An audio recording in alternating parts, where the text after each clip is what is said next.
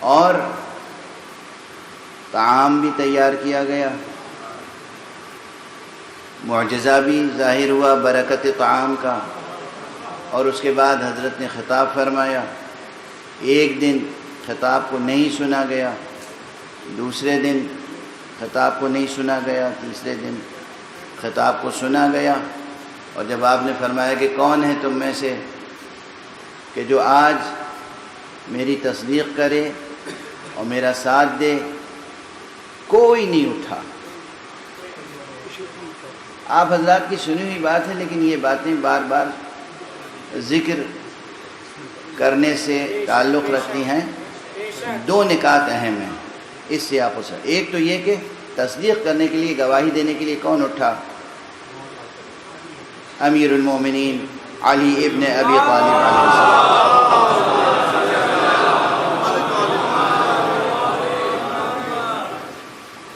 اور بعض روایتوں میں یہ بھی ہے کہ جب آپ اٹھے تو حضرت نے بٹھا دیا اور پھر کہا کوئی ہے، پھر حضرت علی علیہ السلام کھڑے ہو گئے، پھر بٹھا دیا، پھر جب آپ نے سوال کیا پھر کوئی نہیں اٹھا تو حضرت علی علیہ السلام اٹھے، اور اس کے بعد آپ نے یہ ارشاد فرمایا کہ دیکھو یہ میرا وصی ہے، میرا وزیر ہے، میرا جانشین ہے، میرا خلیفہ ہے، تم اس کی اطاعت کرنا۔ دیکھیے روز اول ہے، ابھی خود حضرت رسول کو تو تسلیم کرنے کے لیے تیار نہیں ہے، چہ جائے کہ حضرت رسول اپنے بعد اپنے جانشین کی بھی اطاعت کا اعلان فرما رہے ہیں۔ یہ ہے نا حیرت انگیز بات، لیکن تاریخوں میں جو اس کے بعد لکھا ہوا ہے وہ بہت اہم ہے، وہ نتیجہ خیز ہے۔ کوئی یہ انکار نہیں کر سکتا کہ ایسا حضور نے نہیں فرمایا تھا، حضور نے یہ نہیں فرمایا تھا، انکار نہیں کر سکتا۔ کیوں انکار نہیں کر سکتا؟ اس لیے کہ ایک طعنہ بھی تاریخ میں لکھا ہوا ہے کہ سب نعوذ باللہ استہزاء کرتے ہوئے اٹھے، اور انہی میں سے کسی ابو جہل نے کہا، کسی ابو جہل نے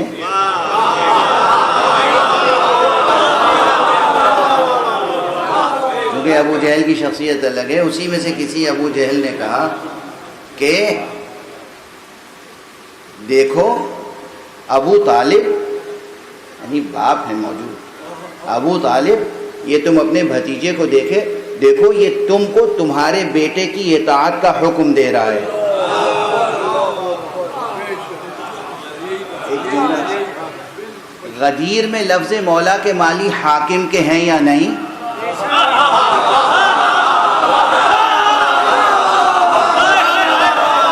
پیچھے طے کرتے رہیے گا، لیکن وہ کفار قریش سمجھ گئے کہ یہ وصایت کا جو اعلان ہو رہا ہے اس میں علی کی اطاعت ہے، ہمیں اطاعت کرنی ہے، انہیں حاکم بنایا جا رہا ہے۔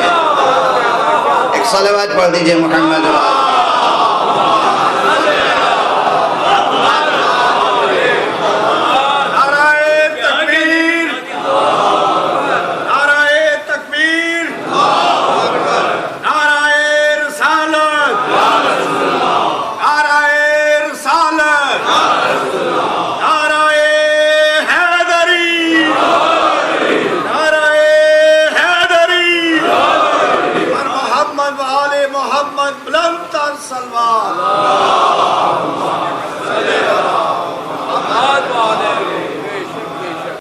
طعنہ دینا باپ کو کہ دیکھو تمہارا بھتیجا تمہیں حکم دے رہا ہے کہ تم اپنے بیٹے کی اطاعت کرو، اور یہ کہہ کے مذاق اڑاتے ہوئے چلے گئے۔ اللہ سبحانہ و تعالیٰ کے احکام جن کی سمجھ میں نہیں آتی وہ مذاق ہی تو اڑا سکتے ہیں، لیکن اس کے احکام حکمتوں پہ مبنی ہوتے ہیں۔ کچھ طبیعت مزمحل ہے اس وقت تو میں دامن بیان کو سمیٹ رہا ہوں، لیکن ایک بات عرض کر دوں، دیکھیے تو ولایت امیر المومنین علی ابن ابی طالب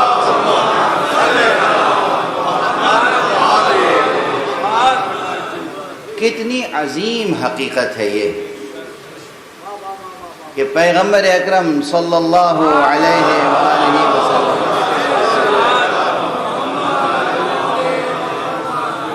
عام اصطلاح میں عرض کر دوں، مثال دے کر، اگر کسی شہر میں کسی صوبے میں کوئی گورنر مقرر کیا جائے یا کسی شہر میں کوئی پولیس کمشنر مقرر کیا جائے، مثلا مثال دے رہا ہوں، سب مثالیں شایان شان پیغمبر تو نہیں ہیں، بچوں کو بھی سمجھ میں آ جائیں اس لیے مثال دی جاتی ہے، اور وہ آئے اور اپنا منصب سنبھالے پہلے دن، جسے کہتے ہیں چارج لینا، منصب سنبھالنا، اور منصب سنبھالنے کے بعد تمام لوگوں کو اکٹھا کر کے کوئی بات کہے، وہ بات کتنی اہم ہوگی؟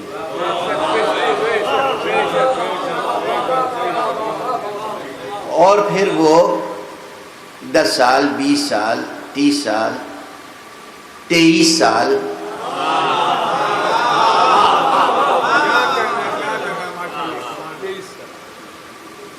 وہ منصب پر رہے اور نیک نامی کے ساتھ کام کرے اور سب کا اعتماد اس پر بڑھتا چلا جائے، سب کا ایمان اس پر، اعتقاد اس پر، بھروسہ اس پر بڑھتا چلا جائے، اور پھر اس کے بعد جس دن وہ عہدے سے گویا کہ رخصت ہو رہا ہو، چونکہ یہ مثال ایسی ہے، میں نے کہا نا مثال ان کے شایان شان نہیں ہے، چونکہ نبوت کا عہدہ پیغمبر کے ساتھ اس طرح جڑا ہوا ہے کہ وہ ان سے جدا نہیں ہو سکتا کبھی۔ ذات گرامی محمد مصطفیٰ صلی اللہ علیہ وآلہ وسلم سے یہ عہدہ جدا نہ تھا، نہ ہے، نہ کبھی ہو سکتا ہے۔ بار بار کہتا رہا ہوں کہ حقیقت نبوت ان کی ذات گرامی میں منحصر ہے، راز ختم نبوت یہی ہے۔ پہلے نبی بھی وہی تھے، آخری نبی بھی وہی ہیں، قیام قیامت تک وہ نبی رہیں گے، اور قیام قیامت تک تو ایک عام سا محاورہ ہے، کہہ دیا جاتا ہے یعنی ہمیشہ سے وہ نبی تھے اور ہمیشہ وہ نبی رہیں گے۔ تو نبوت کا عہدہ تو ان سے جدا نہیں ہو سکتا، لیکن اس ظاہری دنیا میں کہا جاتا ہے کہ 23 سال تک آپ کا نبوت کا عہد رہا۔ تو پہلے دن بھی ایک پیغام دیا اور جاتے جاتے بھی ایک پیغام دیا۔ آپ بتائیے وہ کتنا اہم پیغام ہوگا جو آنے کے بعد بھی وہی پیغام دیا جائے اور جاتے وقت بھی وہی پیغام۔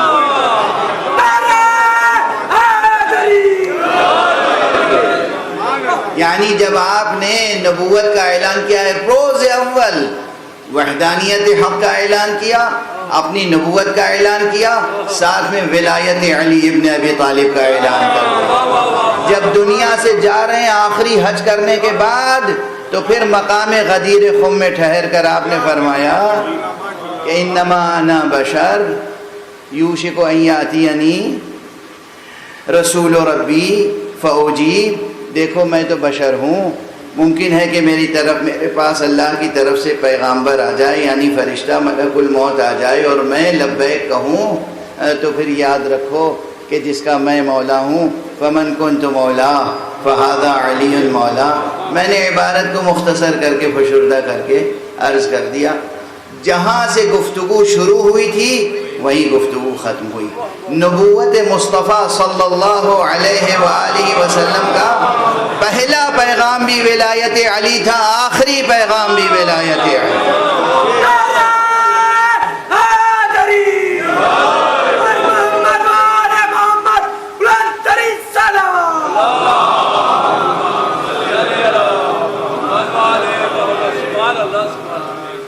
یہ حقیقتیں ایسی نہیں ہیں کہ اسے نظر انداز کر دیا جائے، ایسی نہیں ہیں، یہ روشن حقیقتیں ہیں، روشن حقیقتیں ہیں۔ تو جس نے سب سے پہلے گواہی دی تھی اس نے بھی یوں ہی گواہی نہیں دی تھی۔ آپ کے ہاں روایتیں نہ ہوں یہ ہماری ذمہ داری تو نہیں۔ ارے بھائی سیاسی دفاتر سے فائلیں غائب ہو جاتی ہیں،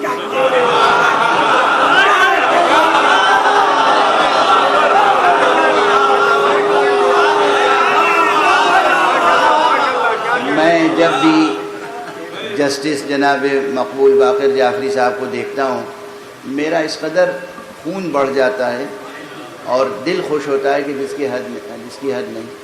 اپنے علم و فضل میں، اپنے کردار میں اور اپنے وصف میں، عدل و انصاف میں ایک مثالی شخصیت ہیں. تشریف فرما ہے. میں ان کے سامنے عرض کر رہا ہوں کہ جناب والا عدالتوں کے محافظ خانوں سے فائلیں غائب ہو جاتی ہیں، سیاسی دفاتر سے فائلیں غائب ہو جاتی ہیں. ہر ملک میں یہ سب ہوتا ہے، یہ صرف کسی ایک ملک میں نہیں ہے، ہر ملک میں ہوتا ہے. تو اگر سیاسی دفاتر سے، عدالتی دفاتر سے فائلیں غائب ہو گئیں، آپ کے پاس نہیں ہیں، تو میری کون سے مجبوری ہے؟ میں بتا رہا ہوں ہمارے پاس پورا ریکارڈ موجود ہے.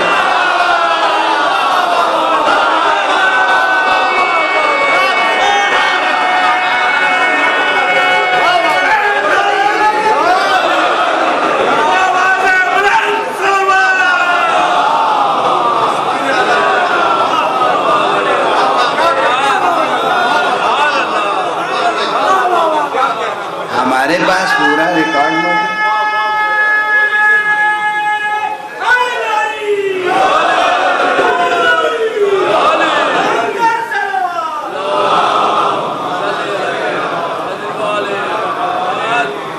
کہ یہ گواہی دینے والی ہستی جو تھی امیر المومنین علی ابن ابی طالب علیہ السلام،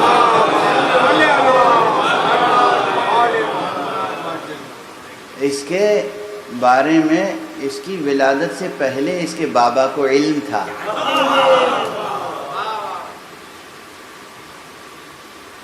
اسی لیے جو نادان تھے، جاہل تھے، بے خبر تھے، غافل تھے، ان کے اس شدید طعنے کا کوئی اثر نہیں ہوا ابو طالب کے دل پر. مسکرا کے دیکھتے رہے کہ تمہیں کیا معلوم کہ علی کی حقیقت کیا ہے، تمہیں تو کیا معلوم کہ میرے اس بیٹے کی حقیقت کیا ہے. اس حقیقت کا اظہار حضرت ابو طالب اس وقت کر چکے تھے جب پیغمبر کی ولادت ہوئی تھی. ہمارے یہاں ہے یہ، آپ کسی کے یہاں نہیں ہوگا، نہیں ہوگا. ہمیں معلوم ہے اپنے خاندان کے حالات، ہمیں معلوم ہوں گے یا آپ کو؟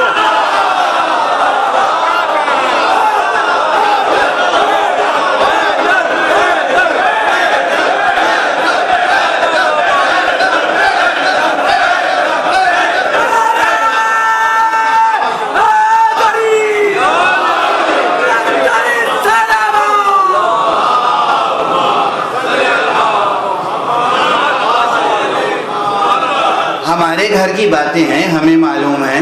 ہمارے خاندان کی باتیں ہیں، ہمیں معلوم ہیں. آپ کو نہیں معلوم ہے تو یہ ثبوت ہے کہ آپ غیر ہیں، اپنے نہیں ہیں.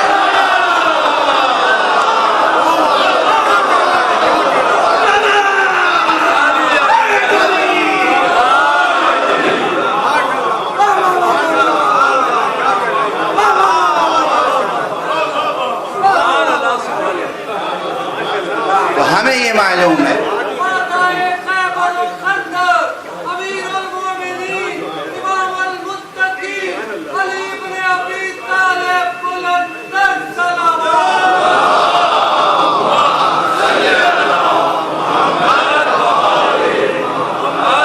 ہمیں یہ معلوم ہے کہ جب حضور سرور کائنات احمد مجتبی محمد مصطفیٰ صلی اللہ علیہ وآلہ وسلم کی ولادت باسعادت ہوئی، اور یہ ولادت بھی کہاں ہوئی؟ کعبے میں نہیں ہوئی تھی. کعبہ اس فضیلت سے محروم رہ گیا، کعبہ اس فضیلت سے محروم رہ گیا کہ وہاں حضور کی ولادت نہیں ہوئی. کہاں ہوئی ولادت؟ شعب ابی طالب میں، خانہ ابو طالب میں ولادت ہوئی، صحن ابو طالب میں ولادت ہوئی، حوضہ ابو طالب میں ولادت ہوئی.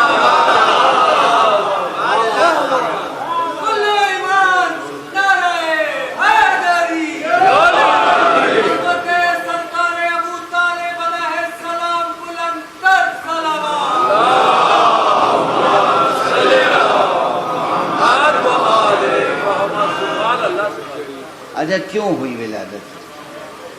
وہاں کیوں ہوئی ولادت؟ یہ میرا پرانا جملہ ہے، وہ اسی منبر سے کہہ چکا ہوں، اور پھر کہتا ہوں کہ جب شعراء اپنے شعر دہرا دیتے ہیں تو آپ حضرات جس طرح تحمل سے کام لیتے ہیں، اس فقیر کا جملہ بھی پھر دوبارہ سن لیں، اسی منبر پہ کہہ چکا ہوں، اور یوں بھی کم سے کم 8-10 سال تو ہو گئے کہے ہوئے۔ میں نے عرض کیا تھا کہ اس کائنات کا سب سے بڑا معلم توحید ذات گرامی مصطفیٰ۔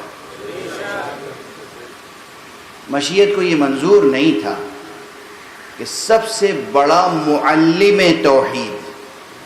معلم توحید ایسی جگہ پیدا ہو جہاں بہت سے بت رکھے ہوئے ہیں۔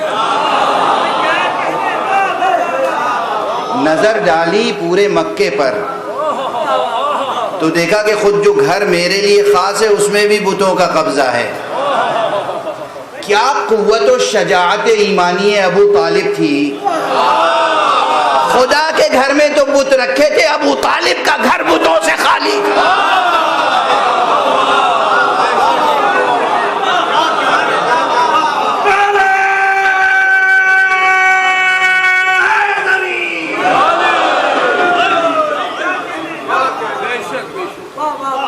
وہاں ولادت ہوئی سرکار رسالت مآب کی، جہاں ایک بھی بت نہ تھا،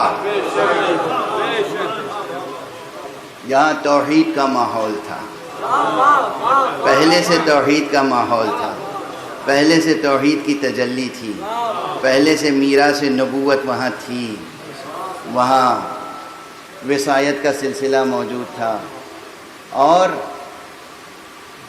وہاں جب ولادت ہوئی تو جناب آمنہ بنت وہب جو مادر گرامی تھیں جناب پیغمبر کی، ان سے بھی زنان قریش کو بہت حسد پیدا ہو گیا تھا، بہت رشک، بہت حسد۔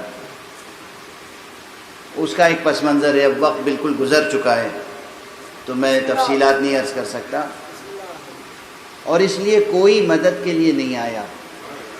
وقت ولادت جو ایک خاتون کو مدد اور سہارے کی ضرورت ہوتی ہے، اور کوئی نہیں آیا۔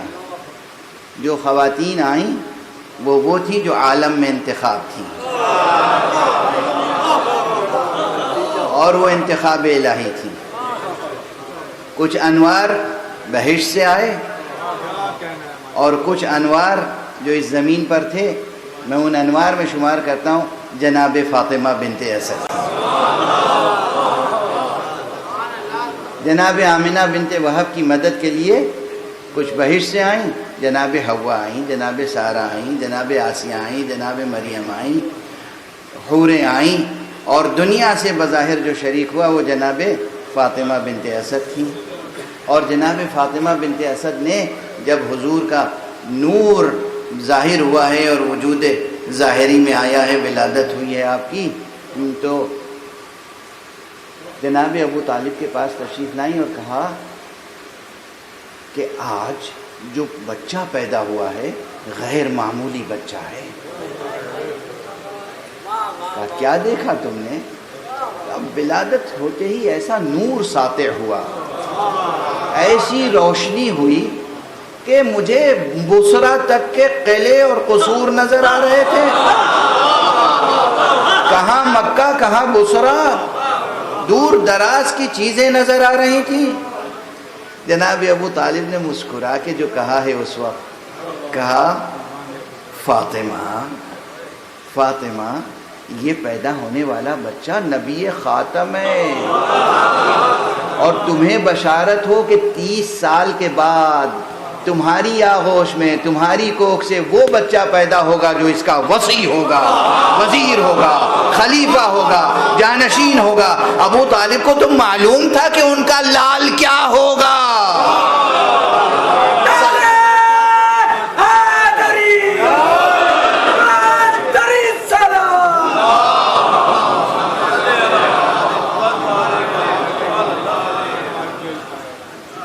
اس لیے جو لوگ تانا دے رہے تھے انہیں مسکرا کے دیکھا، تحمل سے کام لیا۔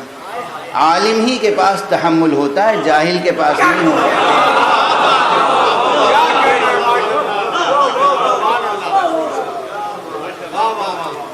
بس گفتگو سمیٹ. ائمہ اطہار وہی ہوتے ہیں، اللہ کے ولی وہ ہوتے ہیں، اللہ کے منتخب بندے وہ ہوتے ہیں، انبیاء وہ ہوتے ہیں جن میں جتنا علم ہوتا ہے ان کے پاس اس سے کہیں زیادہ تحمل ہوتا ہے، صبر، مصیبتیں برداشت کرتے ہیں. خود نبی خاتم نے ارشاد فرمایا ہے، اور غالباً یہی الفاظ ہیں یا اس سے قریب تر الفاظ ہیں بخاری میں بھی یا اور حدیث کی کتابوں میں، کہ ما اوذی نبی قط کما اوذیت فی سبیل اللہ. کسی نبی کو اتنی اذیت نہیں دی گئی اللہ کی راہ میں جتنی اذیت مجھے دی گئی. یہ سرکار رسالت مآب کا جملہ ہے. لیکن حضرت کا تحمل، اور وہی تحمل ہمیں ان کی آل میں نظر آتا ہے، ان کی اولاد میں نظر آتا ہے. پیغمبر نے فرمایا تھا حسین منی وانا من حسین. تو اسی طریقے سے جیسے پیغمبر میں تحمل تھا اسی طرح ہمیں سرکار سید الشہداء میں تحمل نظر آتا ہے. کیا تحمل تھا اور کیا کیا مصیبتیں پڑی ہیں اور کیا کیا قربانیاں دی ہیں. آج 5ویں محرم ہو گئی.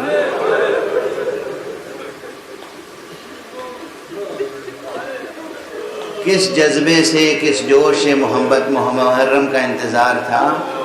محرم آیا اور گزر رہا ہے. اس لیے گریے میں، شیون میں، ماتم میں، بخل سے کام نہ لیجیے گا. اس عزا خانے کی روایت کے مطابق آج خاص طور پر شہدائے کربلا میں سے جن شہیدوں کو پرسہ دیا جاتا ہے، جن شہیدوں کا پرسہ دیا جاتا ہے، وہ کوئی اور نہیں ہے، وہ جناب ابو طالب ہی کی نسل سے، ذریت ابو طالب سے. جعفر حضرت جعفر طیار کے پوتے ہیں، جناب عبداللہ ابن جعفر کے فرزند ہیں، اور زینب بنت علی کے اجرکم علی اللہ. نوجوان ہیں. عموماً روایتی زبان میں، تہذیبی زبان میں بچے کہا جائے، بچے ہیں، نوجوان ہیں مگر شجاع ہیں. قیامت کی شجاعت ہے، قیامت کا حوصلہ ہے. کس کے پوتے ہیں، کس کے بیٹے ہیں، کس کی آغوش کے پالے ہیں. براہ راست انہوں نے شیر مادر کے طور پر انہیں زینب بنت علی کا شیر نصیب ہے. اور انہیں بھی یہ ان بچوں میں سے جنہیں معلوم ہے کہ عاشورہ کس دن کا نام ہے. انہیں مقصد سفر کربلا معلوم ہے. انہیں معلوم ہے کہ مقصد یہ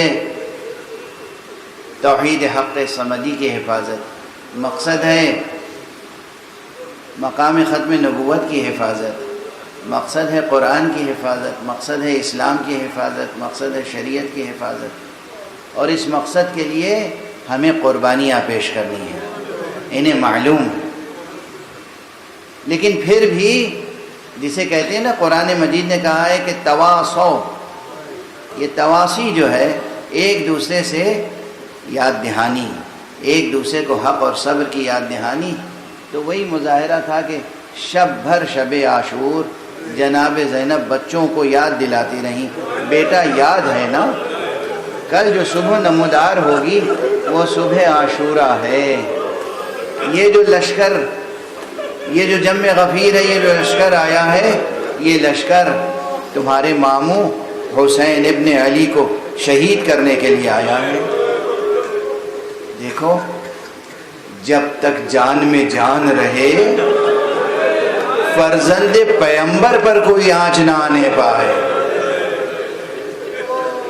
اجرکم علی اللہ، اجرکم علی اللہ.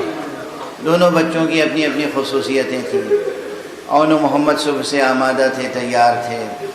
جناب سید الشہداء کو بار بار جا کے عرض ادب کرتے تھے اور چاہتے تھے کہ اجازت مل جائے. جب اصحاب کا سلسلہ ختم ہو گیا اور بنی ہاشم کے سلسلے میں شہادتیں واقع ہو گئیں تو دونوں بچے پھر تڑپ گئے، بے چین ہو گئے، اور آنے کے بعد مادر گرامی سے کہا کہ اب آپ ہی کو مجھے اجازت دلانی پڑے گی۔ ماں بچوں کو مرنے کی اجازت دلا رہے۔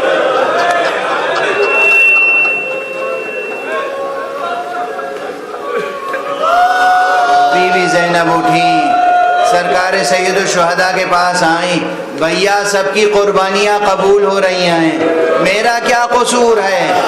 میری طرف سے قربانی کیوں قبول نہیں ہو رہی ہے؟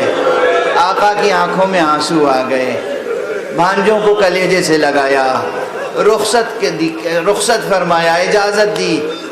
اون و محمد دونوں گئے میدان جنگ میں، خوب لڑے، خوب جہاد کیا، خوب دشمنوں کو تہہ تیغ کیا، مگر تقاضائے طبیعت ظاہری، یعنی یہ جو عالم ظاہری مادی عالم کے تقاضے تھے انہیں پورا ہونا تھا، مشیت الہیہ کو بھی پورا ہونا تھا۔